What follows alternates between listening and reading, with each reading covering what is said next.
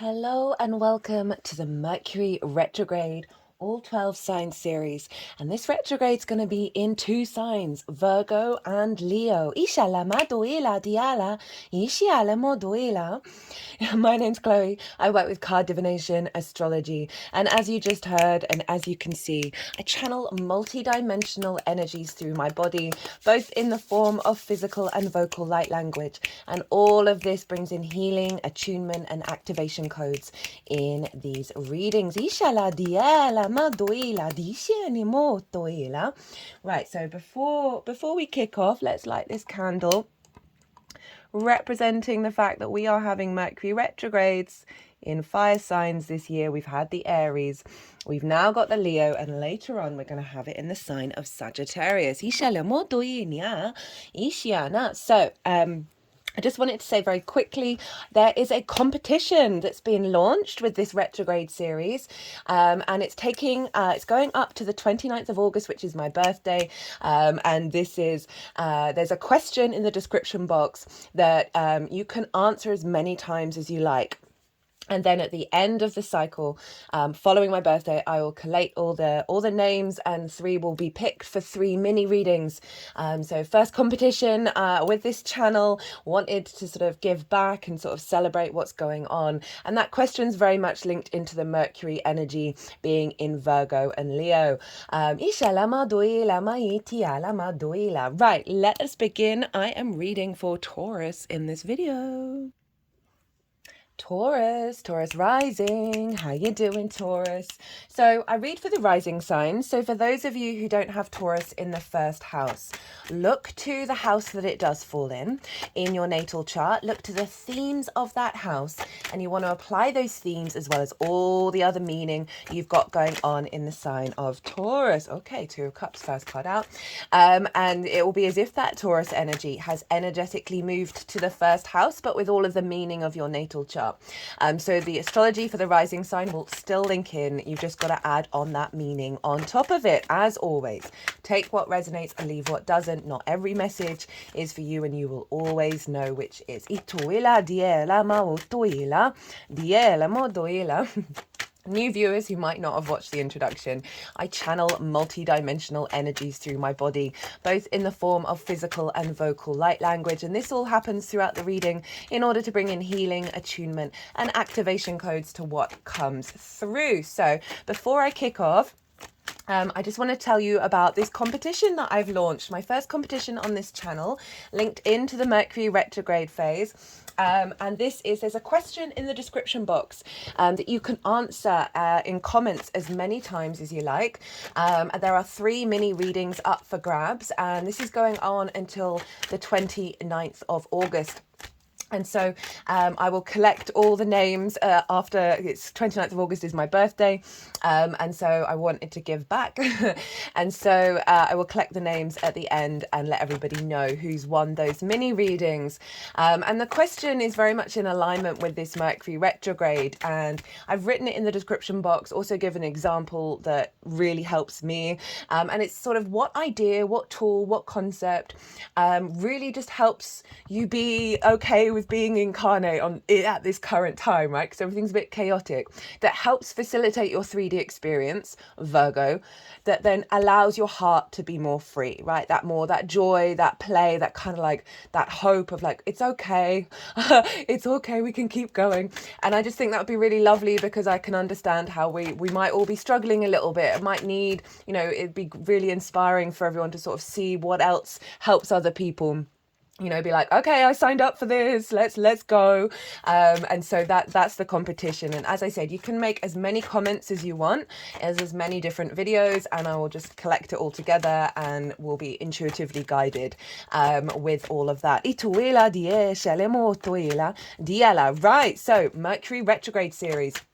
This is going to be a semi-quick little reading for me anyway, because usually they're getting around an hour and 15 minutes these days, but we're trying to keep this one short. I've done a collective reading for this where I've broken down the astrology of the major dates in regards to the Mercury retrograde. So we have the shadow phase, when Mercury's going direct. When it hits the degree it's gonna retrograde up to, it moves forwards, and talk about that. And I talk about the, the day that it goes retrograde, because the energy around that influences the retrograde cycle, and then the direct motion, and then the post shadow, and that is when Mercury goes beyond the degree it started the retrograde at, and that marks a new cycle. All the dates are in the description box.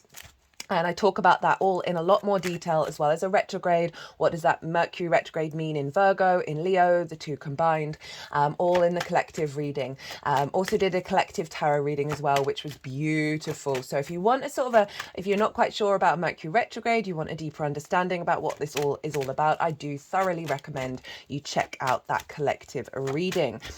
So we are reading for Taurus rising. As I'm going to break down the astrology for Taurus rising, I'm going to be shuffling this deck.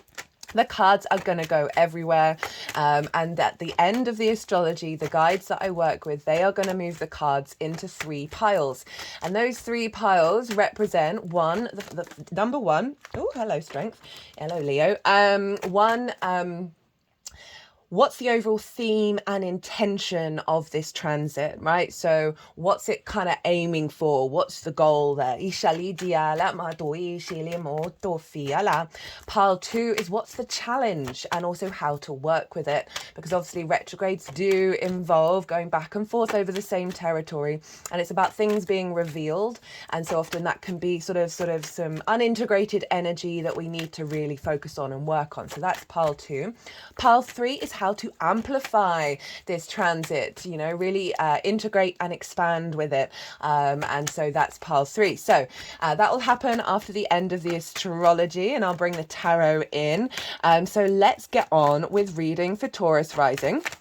And so this is being initiated in the sign of Virgo. And this is your 5th house, Taurus rising, a fellow earth sign. This trines your ascendant. And a trine is an aspect of Jupiter. And Jupiter, and therefore the trine, likes to bring things together in order to expand and elevate and bring wisdom. There's an element of faith and knowing, and then therefore a deep inner confidence that allows more flow, and therefore more opportunities and abundance and a sense of luck. It's an easy, free-flowing, soft aspect. Ooh, check you out, Taurus, with these cards. These are all great. What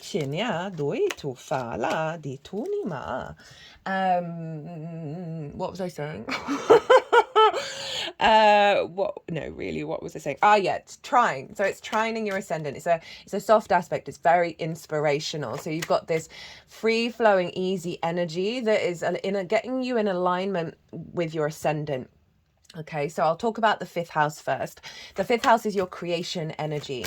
And this is everything I'm going to say stems from that, right? The power for you to create is one of the most fundamental things that we can do. That's in alignment with the universe. Now, this is the house of joy. This is pleasure, amusement, games, children, both literal children that are your own, children you work with, as well as figurative children, such as your inner child, and things that you birth from a creative point of view into the world that feel like your children. Right? So it's like, I'll give the example of like an Instagram post. I know that, look at all this major arcana Taurus, what the F, that you post, right? And you've created that, and then it goes out into the world. I mean, I guess you can't have like negative likes on Instagram, but you can have negative comments, and you've got no control over it. As in, like, when you have a child, you genuinely have no control over how their life is how they're going to be influenced and affected by the outside world. You can do your best to help them, but really it's out of your control. So that's where that sort of comes in. It's also about romance, love, and dating. So Mercury retrograde there.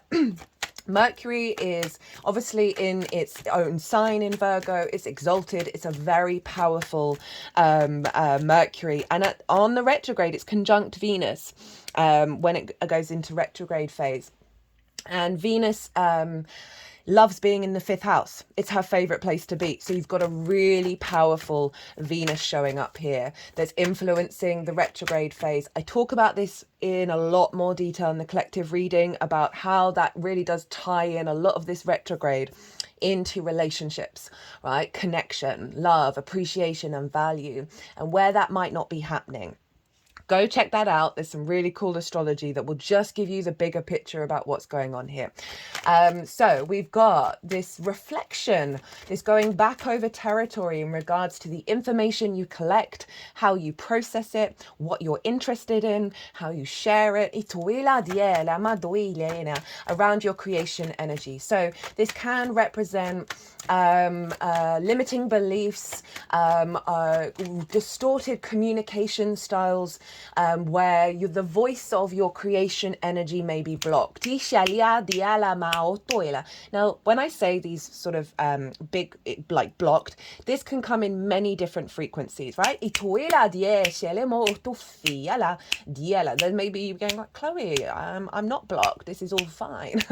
Well, with a retrograde, so often there may be something that's hidden, right? Something that's being revealed that may be deep in your unconscious in the way that you process information that may come to the surface, right? You can see conversations around those themes show up, miscommunication as well in regards to perhaps if you've got children, conversations with your children. This can be people that you may have dated coming back and saying hello. Now, always be mindful with this because it obviously can show up in terms of needing to reconnect. It might have been a missed opportunity. But often find it can be simply them letting you know one of the messages that Mercury wants you to understand about this retrograde, and then they can disappear, right? So always just like pause with a retrograde, let things settle, don't leap into anything. This is not the name of the game, and just see how it unfolds. I can see getting a real boost with the whole retrograde cycle around how you communicate your joy, around how you understand your own pleasure and your creation energy, and really elevating that with this cycle. And that may bring up some difficulties around those things, right? It's quite, it's an intense house, the 5th house. And so, yeah, a real re-understanding of what these things mean to you, and then how do you process it, and then what you're interested in collecting that's more in alignment with a deeper nourishment. Again, talk about these bigger themes. There's lots of stuff going on with Ceres and the asteroid Vesta, which are very like in alignment with long-term goals in terms of the themes of these houses. And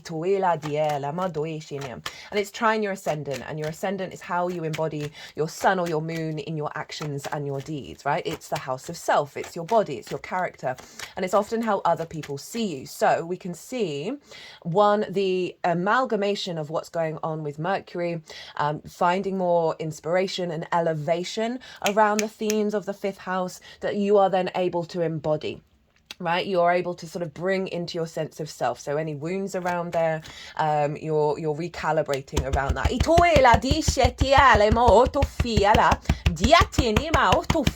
Well, they were quite loud about that one. And also you know, you being seen in a different way, but, you know, elevating that creation energy and the embodiment, which means has a knock-on effect of how you're seen and how you're witnessed. And then Mercury moves into the sign of Leo, which squares your Taurus energy. And this is in your 4th house of your roots and your foundations, your ancestors, both blood and soul. I'm feeling so much power, so much energy coming through with this particular part of the transit. I mean, you've mostly got major arcana here, Taurus, so there's clearly a big shift happening. Your ancestors, both blood and soul lineage. Okay. Your parental figures, right? The roof over your head and the things that you do in private. I see a tree in the natal chart. And the 4th house is the root system, and we need a healthy root system for the tree to grow and also expand either side, which is the self and the other, in order to be healthy. And so whenever we have transits in those 4 houses, 1st, 4th, 7th and 10th, they are really pivotal transits. And so that might be why this is coming up and this is so intense. We are going to have Mars retrograde in this sign as well, which means Venus, Mercury and Mars within the space of 2 years it's about a year and a half really, are retrograding in the sign of Leo. So that Leo energy in your foundational space, right, your root system, is really getting a power up and a re-understanding of that space in regards to your desire, your motivation, and how you collect and communicate information. So Mercury moving in here, just getting a lot of stuff around, so picking up the clues around your creation energy, then moving into the fourth, and this brings in the ancestors. So a lot of wounds that may be linked into that fifth house. We can have a lot of an addiction in the fifth house that comes from the fourth, because it's our parental figures, and it doesn't really matter what they do in one way or another, they program us in and distort us, and that can lead to addiction, lead to neglect, prioritizing, wanting things, craving things, constantly stimulation without necessarily really looking after ourselves. And also the ancestors as well, we hold a lot of wounds from the ancestors, and we are here to help transmute that by through our own experiences, that then heals the bloodlines and the soul lines. So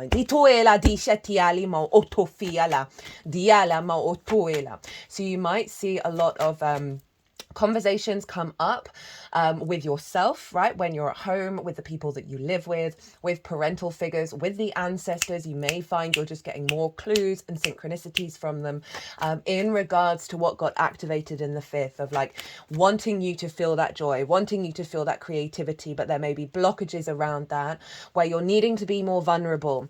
That Leo energy is ruled by the heart, and it's really calling us based on your intuition. Always do what's right for you. If you're in a difficult situation where you're like, if I'm vulnerable here, I'm not going to be safe, especially in your home, right? Please, please, please, please, please take that in mind.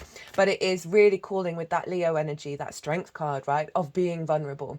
There will be moments where there may be something that needed to be said that you may have not said out loud, in terms of, what it is that, in terms of your needs and your nourishment, that you may have abandonment issues or self-worth issues around, maybe the joy will go if I say this out loud, maybe because of the parental figures or whatever it is, where you're just like, if I say this, then that person's going to go.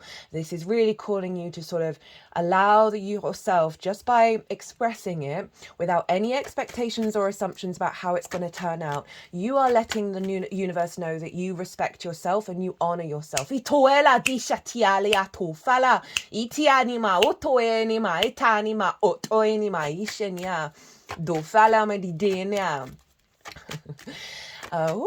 Very powerful energy coming through for you, Taurus. So that Mercury retrograde, again, when we don't always have all the answers, right? And with a retrograde, and so it is calling you to pause, to let things settle, and see what comes up, see what you feel when you're at home, what your Mercury, what your mind is telling you, and use that as a space to reflect on. For some of you, this is about activating a project, right? From your creative energy, and you're doing it at home, right? That can generally be something that comes up with a Mercury retrograde, because with projects, it's good to like be able to go back and forth and really deepen and bring nuance and refinement to it. So the overall feeling with this transit is bringing more creativity, pleasure, and joy into your root system.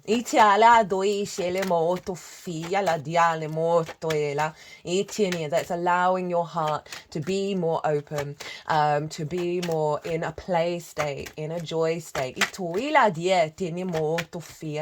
Healing some wounds, either and or from the parental figures or people you may have lived with, right? You may have lived with someone who may have sort of stolen your joy for a bit and really helped put up a layer of trauma around at home, right? There's still some lingering energy, right? Because we don't always end up living with people who support and nourish and co-create, right? This is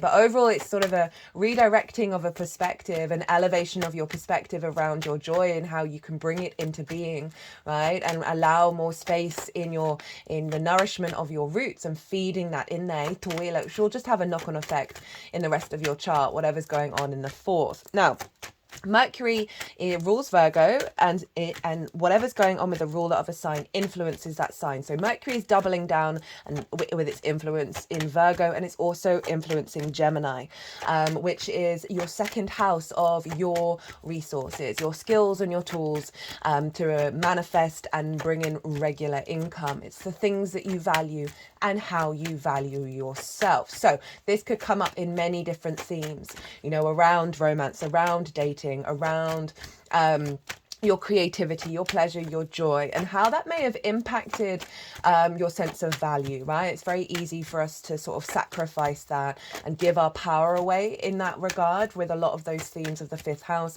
also the themes of the fourth, right? Of you know, whatever sort of underground energy, right, that's stuck there in regards to how it affects how you value yourself, and so I can really see an elevation around that of you just getting a different perspective that really shifts how you perceive the value that you have and what you're doing. I can also, again, tying in with that project energy around your skills and your tools, right? So there may be really something that you've got this creative outlet that you're doing over this time that is sort of enhancing your skills and your tools, as well as just generally without the project side of it, combining that creation energy from the fifth and your ancestors and the wisdom from there, feeding that into your skills and your tools. I could see some wounds around not having space for fun and joy, not having the resources that you need in order to expand in that area. And that doesn't just have to be money, right? That can be time. That can be a sense of not being in a fear mindset. In terms of that second house that's elevating it, of you know, that Mercury energy is like, right, we want more joy, we want more play in the life, we want you to feel good at home, we want you to have some, you know, fun at home and really be in your flow. And so, you know, elevating, you know, perhaps the resources that you bring in, that is then going to create more space and more time for that.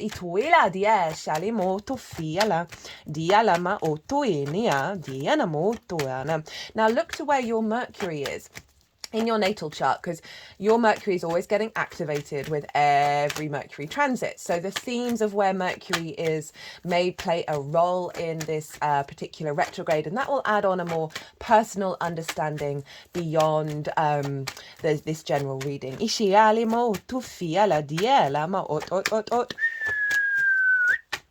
Okay, right. Final cards, and then we'll get into the tarot, Taurus. I mean, that's particularly influenced by the fact that Jupiter is in Gemini at the moment, and that is really amplifying the wisdom that you know around your skills and tools, really expanding your capacity to elevate them. Can also see, you know, a rise in your resources as well as you spending a bit more money. Yeah, so that's being influenced by Mercury as well. That's pretty powerful. If you've not seen the Jupiter in Gemini transit series, I cannot recommend it enough. All of those Gemini transits were super powerful. And that's a year-long transit, and it's not going to happen for another 12 years. So you might want to go check it out, to get a feel of what Jupiter's up to, and so you can then tap into it and elevate it. Okay, right. Otoela, dishenia doetinia, doela etufaliani, ella. No, I wanted that one. Ishini. Okay, right. So all the cards are out. As I said, the energies that I work with, they are going to put these into the 3 piles, and then we are going to bring in the tarot into the astrology. Ituela, die shanima, ot. Diala dietinia tuoshenia tuela. Etinia dufenia diala. Dietinima ot. Diala doichanima otufinia. Ot inia. Tu. Dishenia atuala. Ituishini diela doela doishanima otufala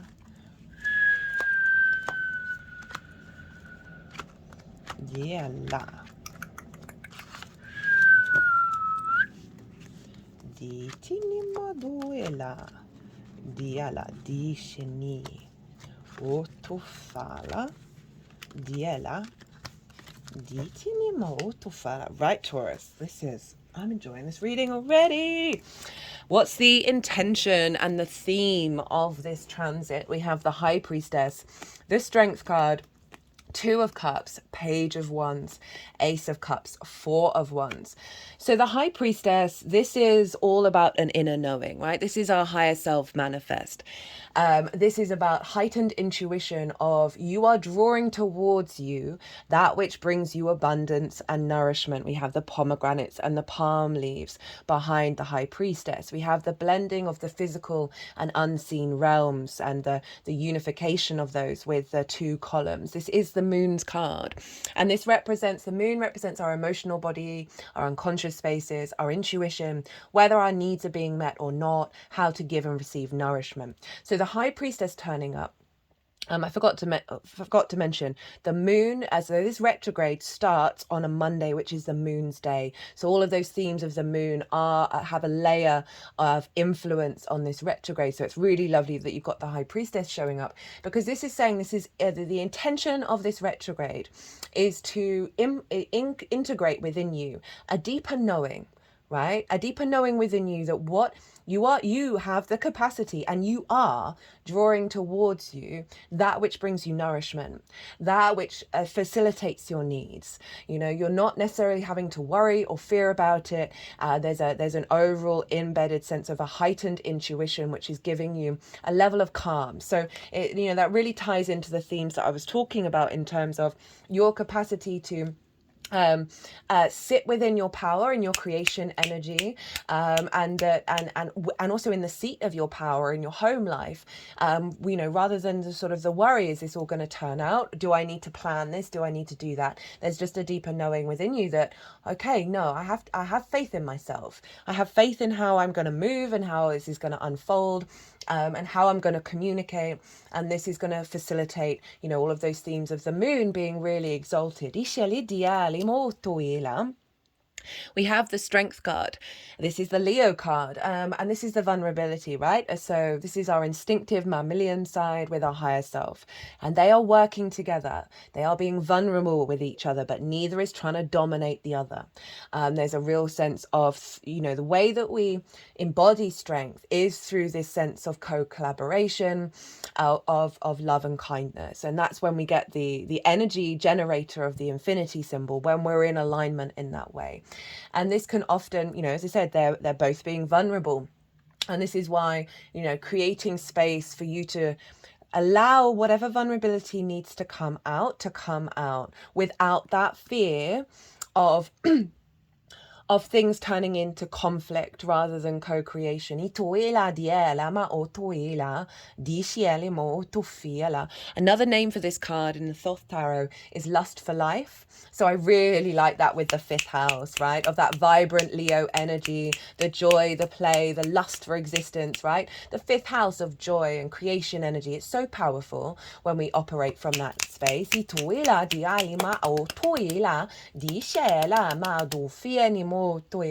So generally just feeling very empowered in your foundational space and being able to bring that joy. 2 of Cups. So we have union here.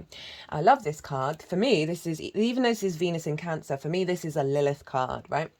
Black Moon Lilith, because they are eye to eye, they are equal. There is respect, honor, and dignity here. They are coming together with the intention to share, right? And that is love, emotions, intuition. They honor each other.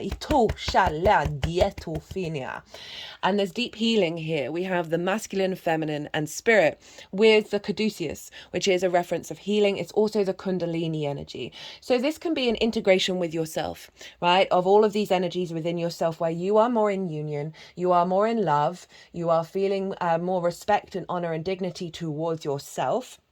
Right, so that releases perhaps some old wounds around relationships, romance, love, dating, and also anything in, you know, sort of neglect or codependency that we can see in the fourth from our parental figures, whatever that is. Something's coming into balance and union here around your emotional body, whether that is internal and external, can be either or. This also can see, you know, the people that you live with, right? Elevating that relationship. This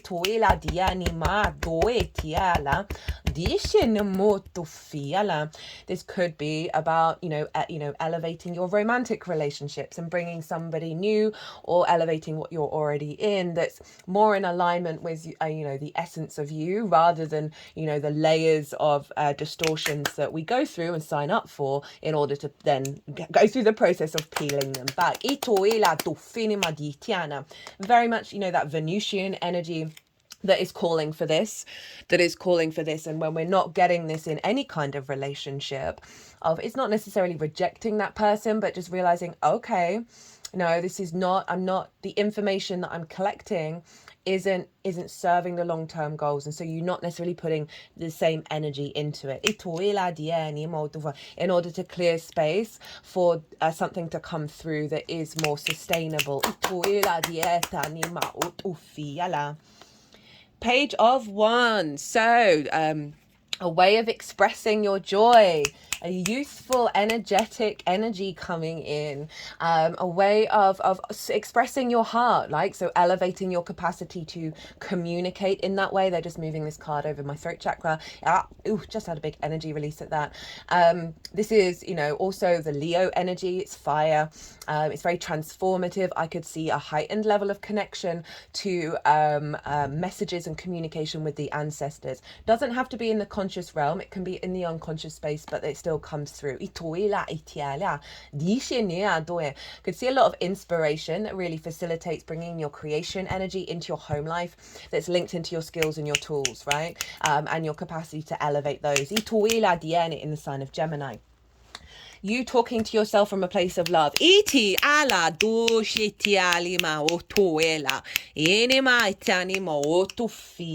like that one, right? So that Mercury energy, it could be just about the narratives in your head and how you express them, shifting gear. Ace of Cups, how lovely. How so very lovely.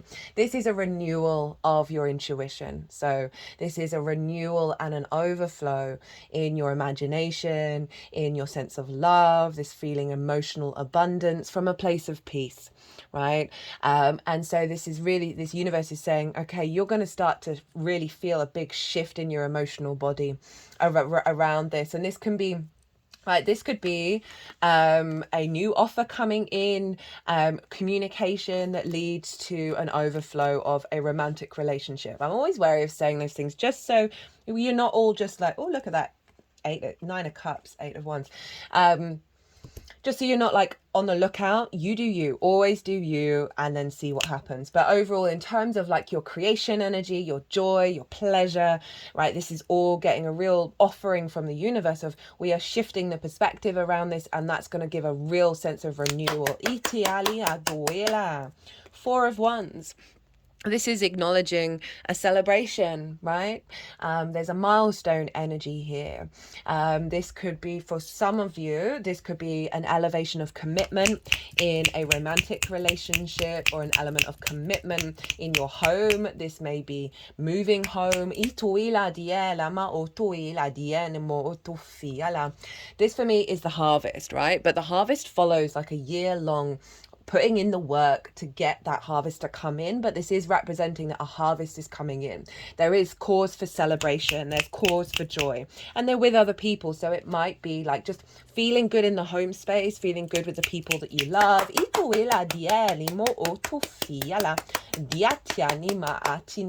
But again, in terms of like the commitment energy, these people have worked together in order to get this abundance. So there's really something about relationship dynamics in your life being more co-collaborative and supportive.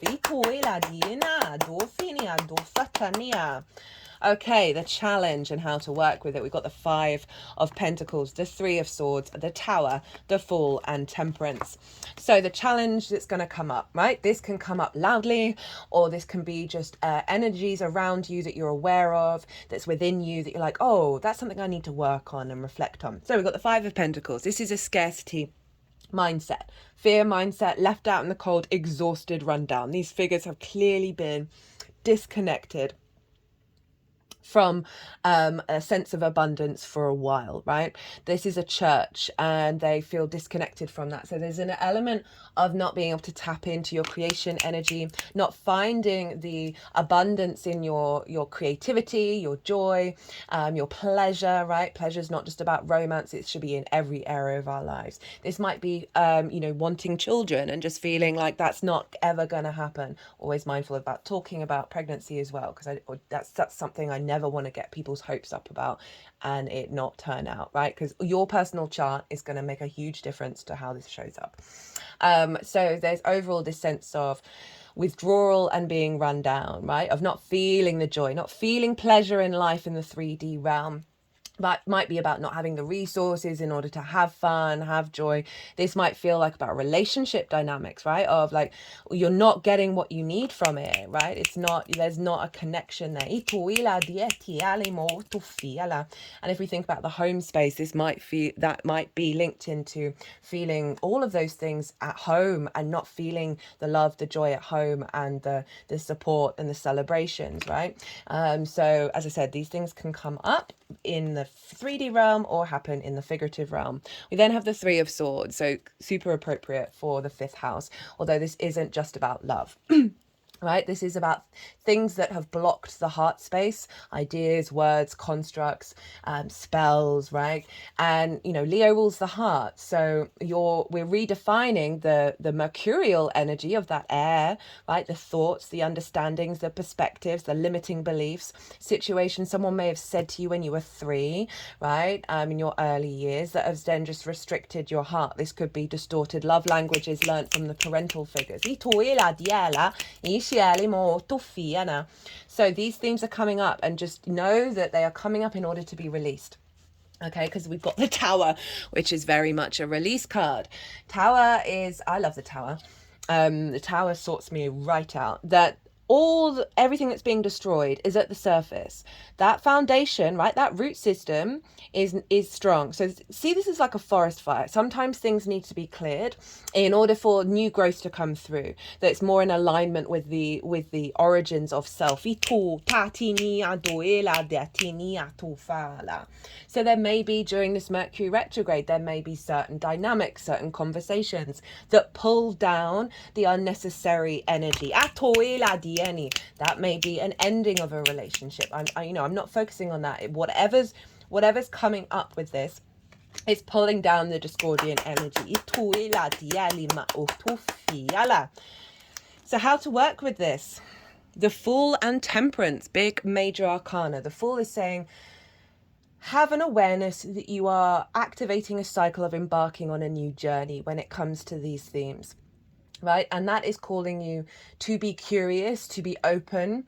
The Fool has just left the village. It's going off and exploring life, and this is about looking at the good, the bad, the beautiful, and the ugly from a curious, objective point of view, right? The objectivity is that more Virgo and energy of being in awareness that it is serving the activation of this cycle. And the Fool is about to leap off the cliff, and it knows a new reality is going to start. So there's an element of faith here. There's an element of trust in the path that you are walking on with this. The Fool card is also very heart orientated. Its chest is the first thing that's going over that cliff, right? So that heart space is really guiding it. So this is also saying, look within yourself to what your heart truly wants. Try and peel back those layers to really get to the root of it, the beginning of it, the zero of it, right? The essence of you. I also see this as a sort of a side note of this is activating that inner child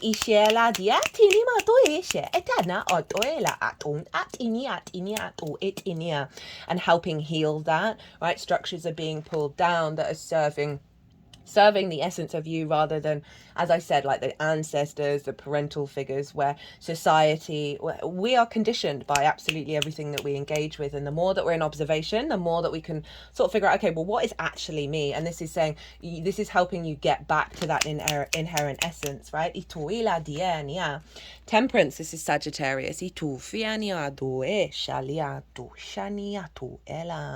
Which is your 8th house of relationship dynamics, right? This is the 8th house for you of the give and exchange between anything other than you. And right, so this is time, money, things, energy, intimacy. So this is where relationship dynamics show up. So it's really, I like this turned up because you are alchemizing that, right? You are redefining, okay, the give and take between you and anything else, right? And whether you give too much, take too much, whether there's that codependency, scarcity mindset, a redefining of those relationships, and what it is that you need and what is it that you're going to put your energy into. So the temperance energy is all about the alchemical process. It's about pause and reflecting and refining the parts of yourself all together in order to bring this angelic frequency into the 3D realm. You see here the water's going up into the cup 1. That represents magic. So you might want to, tap into the unseen realms, ask for support and help of, what particular for you in particular you need to refine. It's all going to be very specific, as well as simply doing things differently. So it's highlighting, okay, there's a pattern, there's a formation that may have been repeated cycles. And it's calling you, give yourself some space and some time to let it unfold and slowly, slowly refine into this new dynamic. How to amplify this energy? We have the 2 of Swords, the Sun, the 6 of Wands, and the Knight of Wands. So the 2 of Swords is calling you to go inward. This is the moon in Libra, to find balance, to find, to integrate the perspectives that you're engaging in, to go pause, go inward, go into your inner spaces and see what your moon and your intuition are telling you. This is about, this figure has just got to a new landscape and they're trying to work out what they respect from the old versions of self that they want to take in, as well as who are they in this new landscape.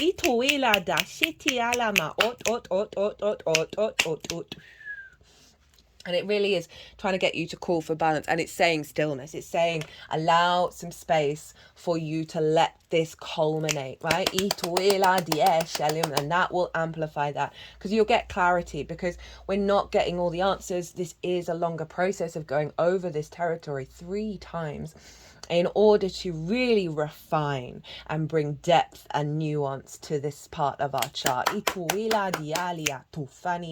Now, the Sun. Right, here's your inner child. This is also another Leo card. So this is about tapping into freedom, your light, your energy. Where are you heavy? Where are you feeling light? Why? And then focus, why are you feeling heavy in those spaces? And it maybe whispers from your inner child of like, okay, there's something that needs to be looked at. There's something that needs to be worked on.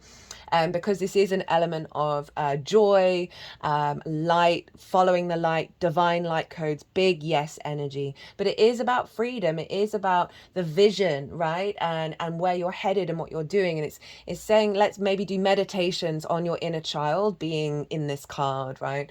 And activating that high level of woohoo, life's great. And it's sort of the Leo energy of really finding the good moments, focusing on those. I talked about sort of laughter, fake it till you make it, and I'll talk more about this in the Leo new moon. Of your mind doesn't know the difference between a fake laugh and a real laugh, that there may be just, spending 5 minutes a day imagining you are the sun, imagining you are full of light, full of energy, full of joy, and laughing at the joy of it. And even if you don't quite feel like it, and I wouldn't be surprised with this energy showing up here, getting in that practice can really help facilitate shifting the mindset. And it also, perhaps look to where your sun is and the themes of the house that it's in. That might bring some clues. But overall, there's this sense of light that's coming through, and the universe wants you to focus on this end goal.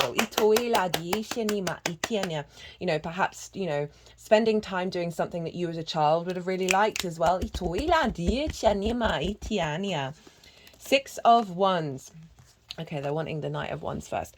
So the Knight of Wands, this is embodying this energy, this brightness, this light, this passions, this drives.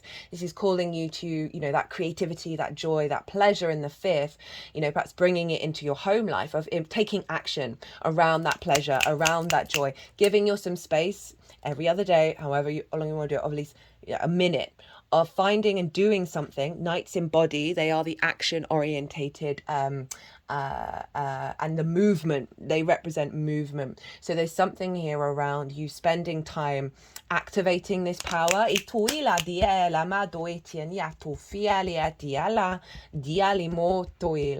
know, playing your favorite song and dancing around the living room.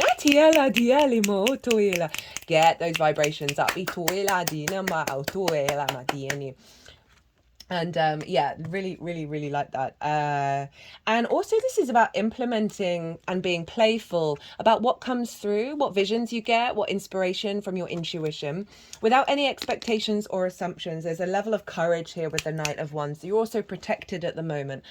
So again, you know, if you get some inspiration around, okay, what do I need to say to somebody that's quite important, the Knight of Wands is saying, go and try it. Know that you're protected. Perhaps put on the armor before you say the thing, and you know, and then see what happens. As I said at the beginning, trust your intuition in regards to that. Six of Wands. So the universe wants you to know that you are victorious already. May not feel like it right now. Some of you may do. But this is about a person who has gone and done a difficult thing. It's been hard work, right? But everyone around them is really happy that they did it and they're about to be celebrated. So there's a sense of recognition and victory here. And I feel like the universe wants you to focus on the fact that you may be doing some difficult things here, but it's taking you to victory. And also focus on visibility and, you know, being received, being acknowledged.